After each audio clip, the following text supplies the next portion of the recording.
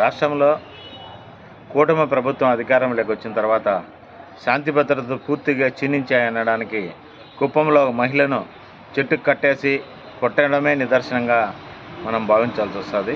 గతంలో అనేక ఘటనలు జరిగాయి.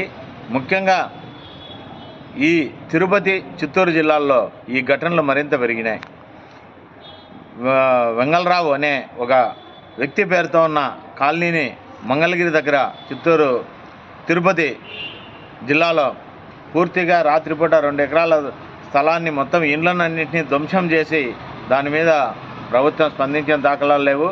ఈరోజు ఇటీవలే దేవాలయాన్ని చంద్రగిరి నియోజకవర్గంలో 2 చోట్ల దేవాలయాలను రియల్ ఎస్టేట్ వ్యాపారులు పగలగొట్టి లేకుండా చేసినా కూడా దాని మీద సరైన చర్యలు తీసుకున్న దాఖలాలు లేవు.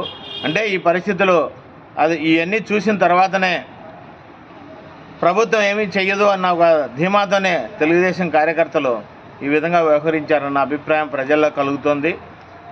గుంటూరులో అయితే నడిబొడ్డున ఉన్న అత్యంత పురాతనమైన శాలివాహన కళాశాలను పూర్తిగా బిల్డింగ్లను జేసీబీతో ధ్వంసం చేయడం అంటే అందులో ఎమ్మెల్సీ తెలుగుదేశం పార్టీకి చెందిన ఆలపాటి రాజేంద్ర ప్రసాద్ ప్రమేయం ఉందన్న అభిప్రాయం ప్రచారం జరుగుతున్న నేపథ్యంలో కుప్పంలోనే ముఖ్యమంత్రి సొంత నియోజకవర్గమైన కుప్పంలో మహిళలను కట్టేసి కొట్టడం అంటే ఇవన్నీ కూడా ఈ కూటమి ప్రభుత్వం ప్రత్యర్థులను వేధించడానికి, తాము ఇతరులకు భూములు కేటాయించడానికి పారిశ్రామిక అభివృద్ధి, పరిశ్రమల పేరుతో ఉపాధిని ఊదరగొట్టే ప్రచారం తప్ప పూర్తిగా శాంతి భద్రతలు పరిపాలన వదిలేశారన్న అభిప్రాయం అయితే ఎక్కువ మందిలో కలుగుతోంది.